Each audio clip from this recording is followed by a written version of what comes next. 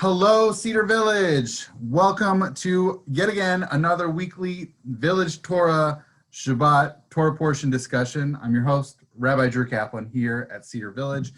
And this week's Torah portion is Vayigash. Now, what is Vayigash?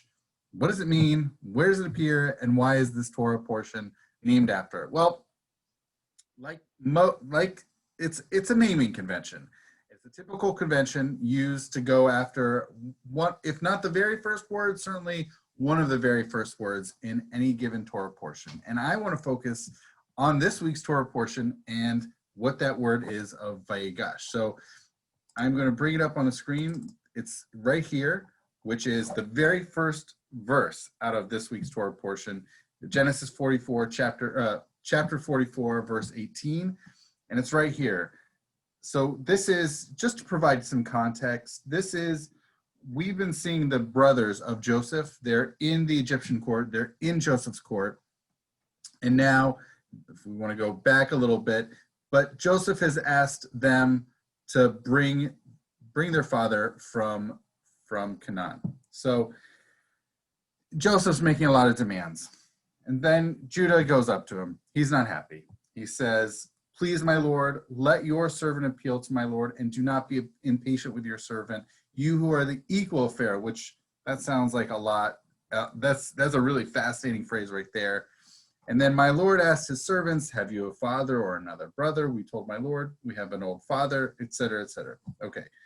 Basically, this is the broader context, and then I'll come back to our verse. The broader context is the brothers are feeling they're being taken for a ride. There are a lot of demands being asked of them. And obviously, because as Judah says, Joseph is like the equal of Pharaoh. So he wields a lot of power. And he's making a lot of demands on them, and they feel this is pretty crazy. This is a lot.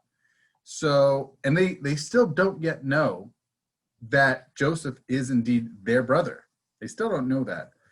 Now, they keep going, and ultimately later on in this week's Torah portion, he reveals himself to them that he is indeed their brother, their long-lost brother, that they, as Judah says in just 2 verses later in verse 20, that the brother is dead, meaning Joseph. So they expect that Joseph is no longer living, that he is dead.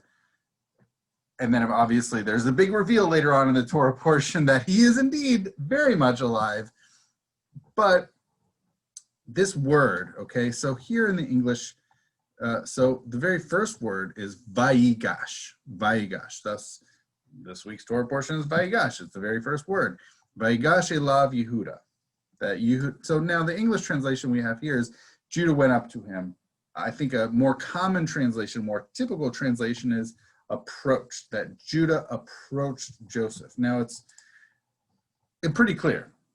It's approach, or went up, or he then goes up and talks to him. One of I think a fascinating thing that happens is with the Rabbinic Midrash. I have mentioned in this series previously about Rabbinic Midrash. Now, for those either less familiar or just need a little bit of a reminder, is that Midrash comes from the root of darash, expound, and that it is a rabbinic narrative expansion that the rabbis are trying to, they see more, it's almost like there's more going on underneath the surface than is actually being articulated in the biblical text.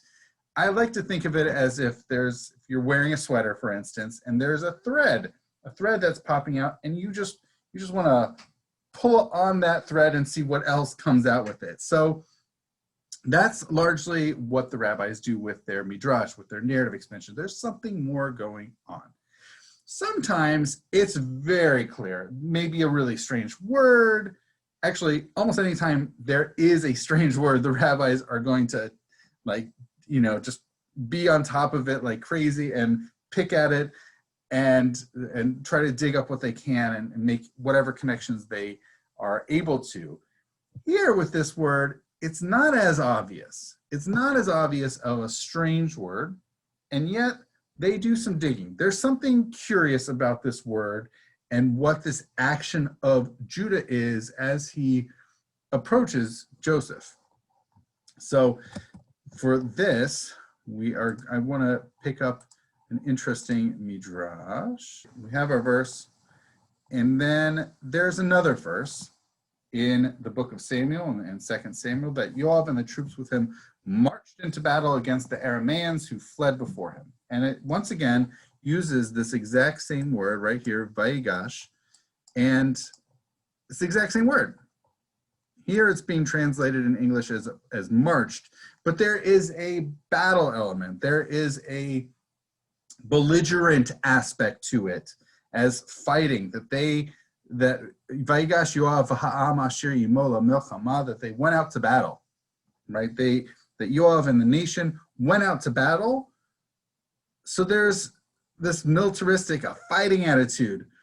So one of the rabbis, Rabbi Yehuda, says the verb he drew near, Vayigash, implies an approach to battle, as in the verse, so Yoav and the people that were with him drew near to do battle. Now this is fascinating because I mentioned the context of what's going on here and what Judah is doing as he approaches Joseph, that they are frustrated. They are not happy with all these demands. Yes, as we mentioned in this verse of 18, Joseph wields a lot of power in Judah's eyes. He says, you are like Pharaoh. You have a lot of power. You can freely make demands of us.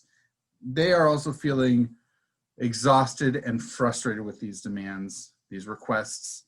And as Rabbi Yehuda points out here, there's a battle aspect, a fighting aspect to this. So it's not just that Yehuda just walks up to Joseph and starts complaining. He's upset.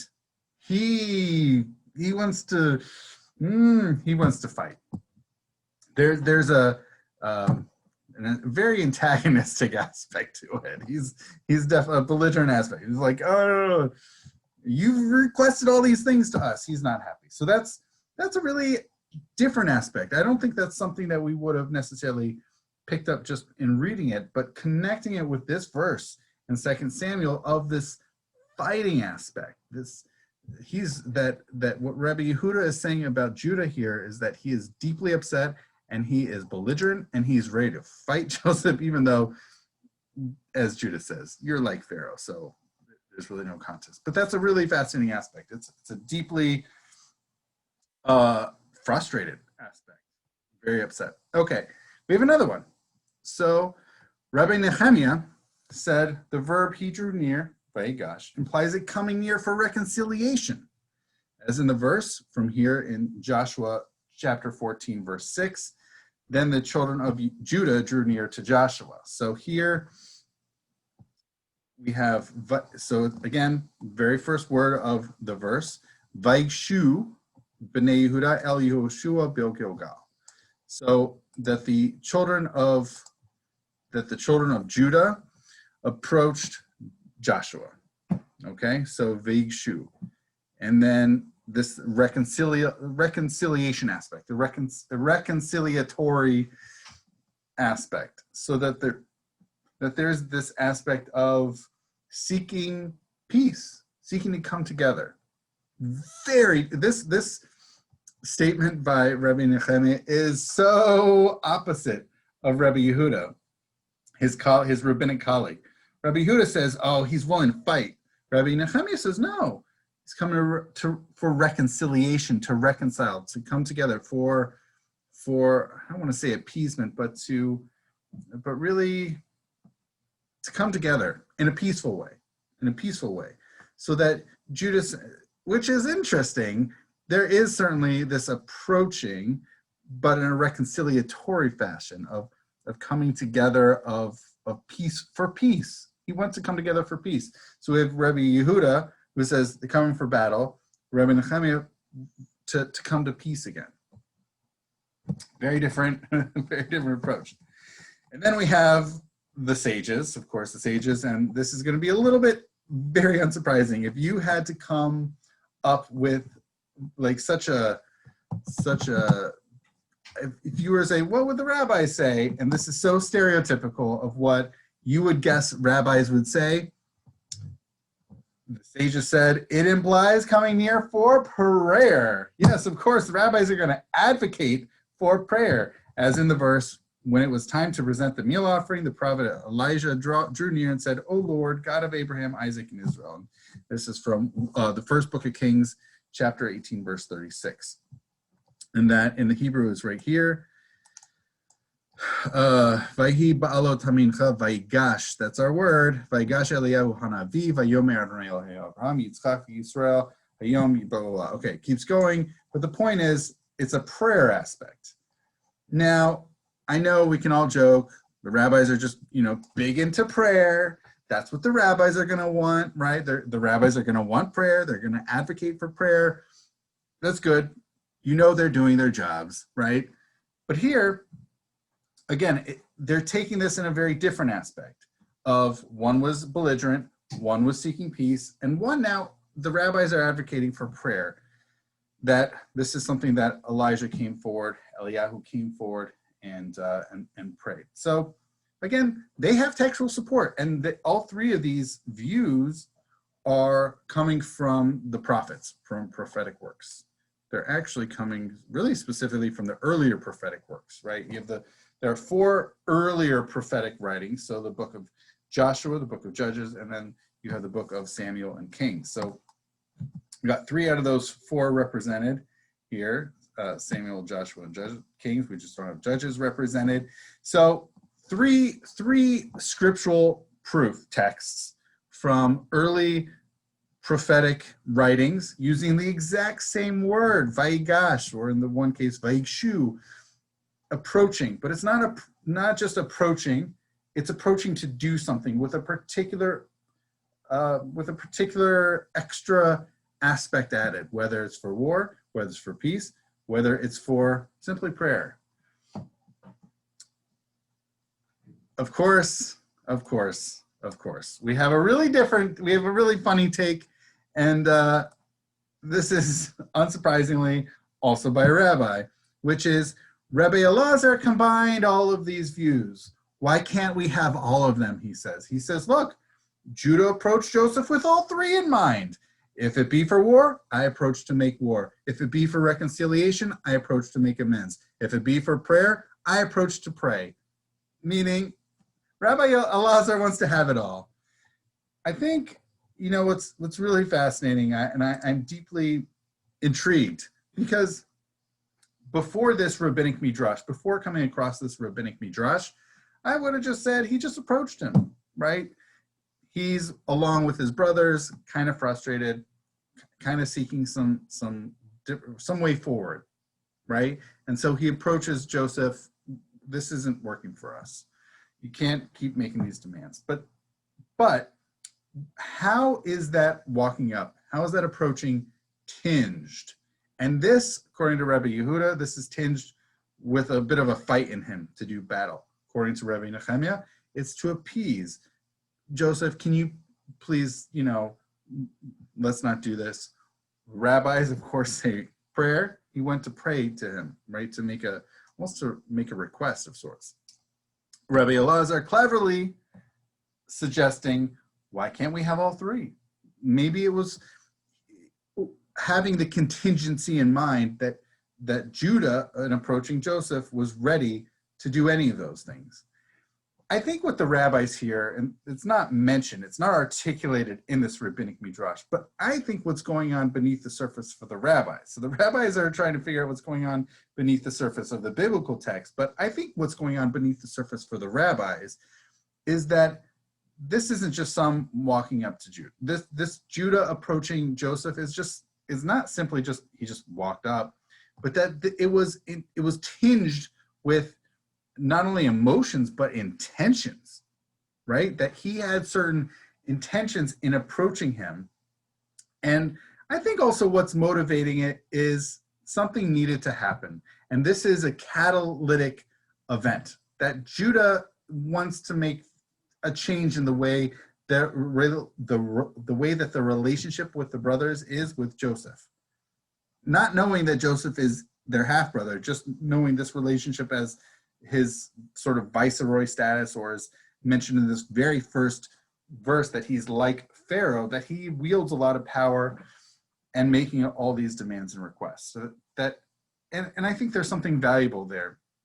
for us, if we want to make a change in our lives, sometimes it involves going and approaching and doing, and not just simply waiting around for the status quo to somehow magically change on its own, that there needs to be doing something. There needs to be the movement, right? So Judah is the one who makes the movement forward to Joseph.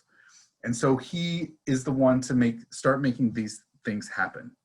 And sometimes it can be could be for battle, to fight. Sometimes it could be to pray, and sometimes it can simply to make peace, for appeasement. So that's one of the things that's under the surface that the rabbis pick at. And I think whether we want to talk about our own family relationships, whether it's with siblings or even with friends, sometimes if one's not happy with the way things are going, I think there's an interesting perspective here. We could be frustrated. We could have our own emotions. We could be really upset when we approach them or willing to reconcile, but something needs to happen, right? Otherwise, you can just let your emotions fester and simmer, or you could approach them and make something happen, whether that's to, again, for any of these three things, but somehow you want to change the relationship, the way that these things are going. And the rabbis offer several different approaches to this. So I hope this was expansive and expanding of how we understand even just this very first word of the very first verse in this week's Torah portion of Vayigash, of thinking that there's more going on underneath the surface than appears to be in that first verse, that there's a lot simmering under the surface and a lot of emotions bubbling up. But Judah makes things happen and things get going in the story. So thank you so much for watching, and I want to wish everybody a Shabbat Shalom.